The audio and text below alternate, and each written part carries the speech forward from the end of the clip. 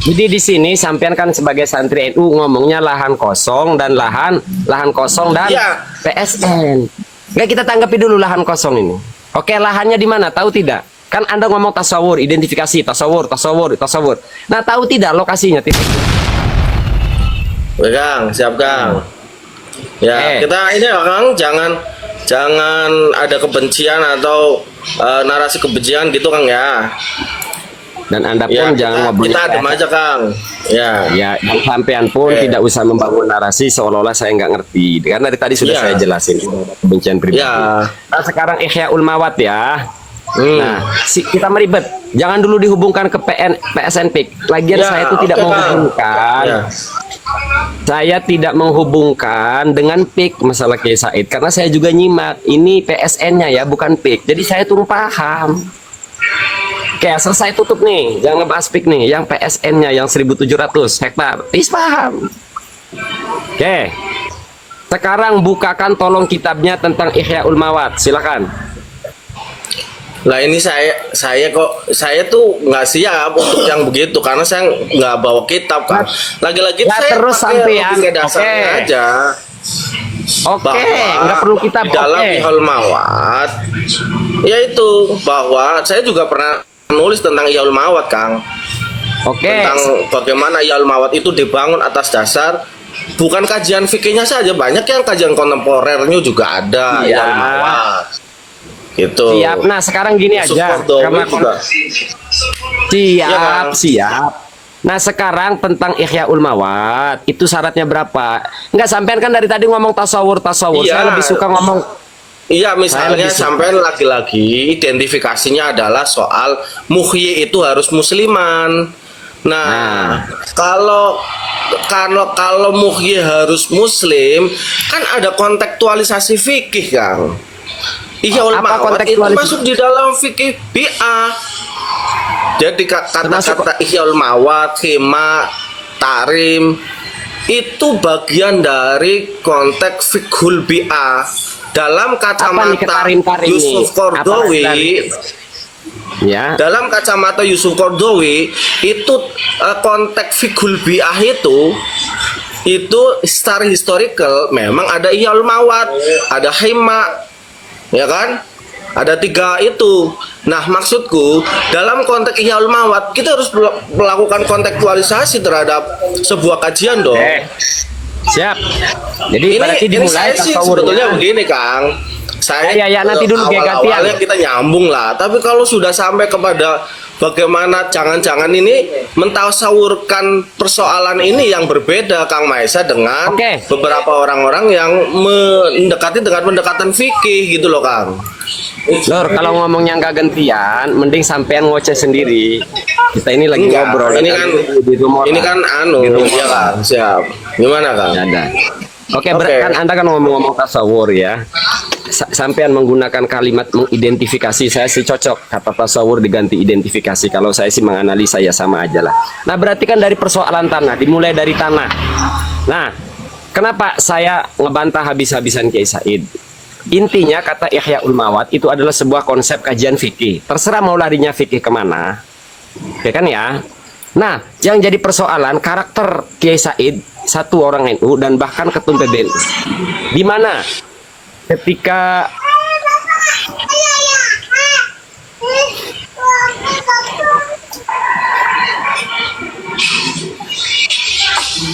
Di mana ketika Kiai Said itu kalau pemerintahan dikritik dengan syariat Islam, dengan fikih, itu argumennya selalu ini negara demokrasi, negara Pancasila.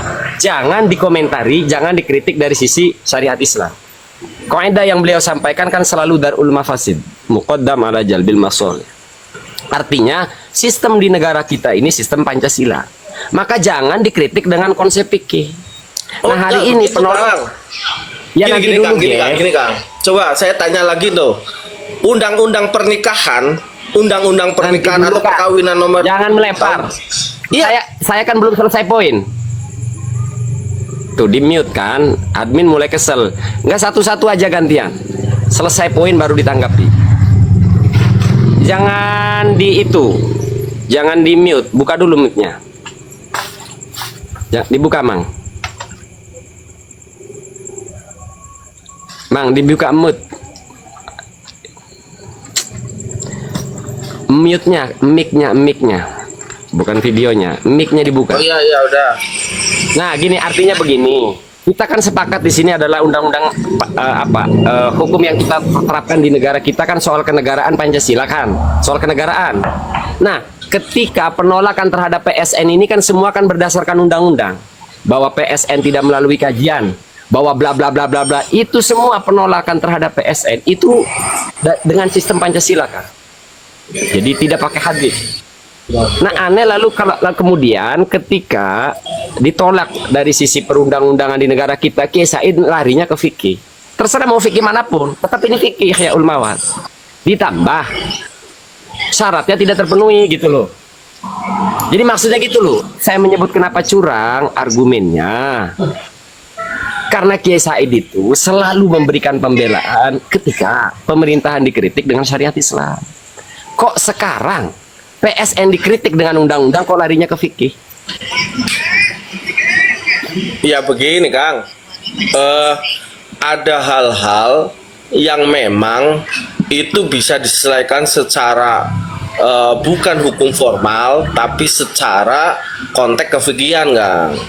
Jadi kita juga banyak menghargai proses-proses produksi, misalnya di Tarjeh, Majelis Tarjeh Muhammadiyah itu produksi fikih, dan itu nggak ada masalah buat kemaslahatan kesejahteraan rakyat dalam daya dorong untuk mengatasi problem-problem masalah.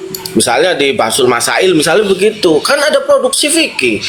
Ya, bahwa kemudian fikih ini tidak bisa menjadi hukum formal bisa juga Kang. Kalau ini menjadi spirit merekonstruksi hukum formal, misalnya nih Undang-Undang Nomor 1 Tahun 74 itu lahir dari beberapa hukum fikih. Jadi kita juga banyak persoalan-persoalan fikih yang menjadi daya dorong untuk melakukan formalisasi terhadap peraturan. Boleh itu, tapi ini sih saya nggak menyoroti soal itunya ya Kang. Soal bagaimana sebetulnya bukan PIK-nya tapi PSN-nya untuk melakukan tasawur yang lebih mendalam itu saja. Tasawur yang mendalam, misalnya nih Kang. Misalnya gini Kang, ada lahan kosong. Kan pertanyaan begitu, ada lahan kosong, ada proyek strategi nasional yang kemudian mengolah menjadi sesuatu yang bermanfaat. Itu fikul bi'at di dalam kacamata itu Ihyaul Mawad Kang. Bukan lari kepada ada lahan kosong yang kemudian mau diolah gitu loh Kang. Oke, nanti saya tanggapi satu-satu ya. Ya, lahan kosong. Ya. Jadi di sini sampean kan sebagai santri NU ngomongnya lahan kosong dan lahan kosong dan PSN. Nggak, kita tanggapi dulu lahan kosong ini. Oke, lahannya di mana? Tahu tidak? Kan Anda ngomong tasawur, identifikasi, tasawur. Nah, tahu tidak lokasinya, titiknya? Ya, kalau kan Kiai Said itu gini. Kiai Said ini kan tidak identifikasi ke lahan yang akan dibangun PSN itu. Faktanya kan tidak. Ayo, terus Anda ngomong begini, identifikasi. Faktanya Kiai Said tidak melakukan identifikasi. Itu fakta loh. Ya, terus identifikasi apa? Anda ngomong identifikasi. Faktanya Kiai Said tidak melakukan identifikasi. Apa pernah ketemu untuk melakukan tasawuf bersama, pernah nggak? Oh, secara hujah aja bisa kok. Ini kan namanya bukan jawaban loh saya. itu kan tetap ada proses-proses menyamakan frekuensi itu ada Kang yang begitu Kang. Ya udah, pokoknya saya tahu sebetulnya diferensiasi Kang Mahesa apa yang menjadi penolakan. Gitu aja sudah selesai. Tapi menurut saya barangkali dalam konteks mentasawurkan sekali lagi bahwa Ihyaul Mawad di dalam historical fikul bi'ah itu memang ada, tapi melakukan kontekstualisasi Kang. Makanya kan kritikan kita itu kan tadi tidak tahqiq atau menurut sampean tidak identifikasi, itu yang pertama. Kemudian yang kedua, semua lahan kosong bisa dilakukan Ihyaul Mawad? Enggak bisa, nanti dulu. Coba, makanya Anda ngomong fikul bi'ah, bacain, makanya jangan omdo, jangan membangun narasi. Lalu apa bedanya Anda dengan Kiai Said sekarang ngomong Ihyaul Mawad, sekarang Anda ngomong fikul bai'at tapi tidak dibangun? Coba bacakan secara dari kemarin saya udah siap kitabnya, tapi nggak di accept sama Kang Mahesa, jadi terlambat aja ini. Saya lagi di Kan ini narasi lucu ya. Nantilah kapan saatnya lah. Saya ada tulisan di jurnal juga, silakan dibaca Kang. Itu soal Jadi kontekstualisasi maksudnya gini, Bang Samsul, kalau nanti ujung-ujungnya nanti, ya kenapa nggak dipersiapkan? Lah ini kan sekarang Anda membangun narasi, kemarin sudah siap tapi tidak dinaikkan, buktinya sekarang dinaikin. Nggak ya ada kan, orang. saya belum siap ini Kang, belum siap. Orang kalau belum siap baca aja. itu pas. Orang kalau baca Samsul itu minimal mampu menarasikan. Enggak semua hal itu langsung. Kalau memang Anda sudah baca mampu menarasikan itu. Oke, nantilah saya ini lagi lah. Ya banyak urusan. Nih, saya pernah baca buku. Saya pernah baca buku dan saya mampu menarasikan walau tidak utuh teksnya. Coba Kang, referensi baca Fikul fi Nih, Afisar sekarang. Yusuf Kordowi Kang. Wih, ini Coba, itu saya ini kita kontekstualisasi. ini. Lor, kita ini lagi berdebat. Jadi Anda yang membawakan hujah. Jangan Anda nyuruh. Sejak kapan debat? Coba baca anu. Ini debat terdulu. Loh, kalau lawan dibahas debat itu semuanya bawa kitab Kang. Dengerin ya. Anda kan berargumen. Anda saya mute. Berargumen. Argumennya nyuruh saya baca kitab. Lu sejak kapan kita berdebat dijawab begini? Coba baca dong pendapat Yusuf Kordowi. Lah kan bingung kita. Ya Anda yang bacakan itu. Kan kita namanya lagi mau aja. Masa begini? Terus saya mengklaim, coba baca kitab Banu dong. Makanya saya emang gak sedungu itu. Coba baca dong Fikih Yusuf Kordowi. Kabing. Di mute itu saudara, di mute. Di mute. Dibuka dulu kalau ngomong. Di mute, ya Allah nih gaptek banget nih. Yang mute itu adminnya Kang Mahesa. Nanti kapan saatnya. Tapi saya pikir Kang, udah Kang. Kalau kemudian ini bahasanya memang ada perbedaan pendapat, sampaikanlah secara kan amar ma'ruf fil ma'ruf Kang. Gitu loh Kang. Itu orang Jangan NU. sampai amar Itu kan ma'ruf orang fil NU. munkar, gitu loh Kang. Saya bukan orang NU. Itu slogannya bukan orang soal, NU. Bukan soal NU-nya, bukan. Amar ma'ruf Jadi fil gini. ma'ruf. Sampean kan membangun paradigma itu, silahkan sampean. Lagian ma'rufnya seperti apa? Apakah apa yang disampaikan Kiai Said juga bil ma'ruf? Karena bagi kami sangat tersakiti juga. Jadi nggak ada standarnya di sinilah. Sudahlah, kita ini hidup di negara demokrasi. Selama yang kita sampaikan tidak melanggar undang-undang, is oke aja. Gitu. Jadi jangan Anda meminta saya diam. Saya ini bukan orang NU yang harus patuh sama Kiai. Iya, saya nggak, dari dulu saya nggak nolak sama Kang Mahesa soal tasawuf dan sebagainya.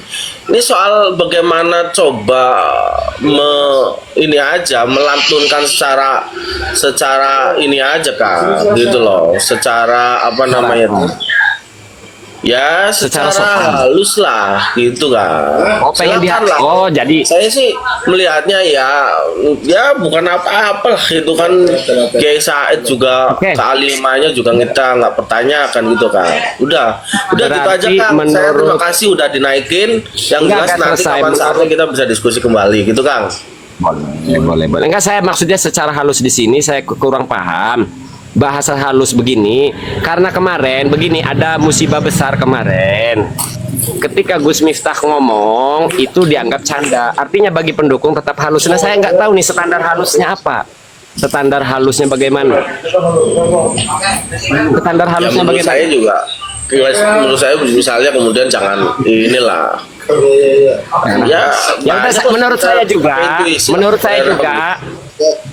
juga Kiai Said itu tidak halus. Karena sering saya sampaikan itu juga, mestinya Kiai Said itu kedua kubu dulu, identifikasinya dari kedua sisi dulu, baru disampaikan. Kiai Said itu kiai, bukan pemain bola, catat di situ ya.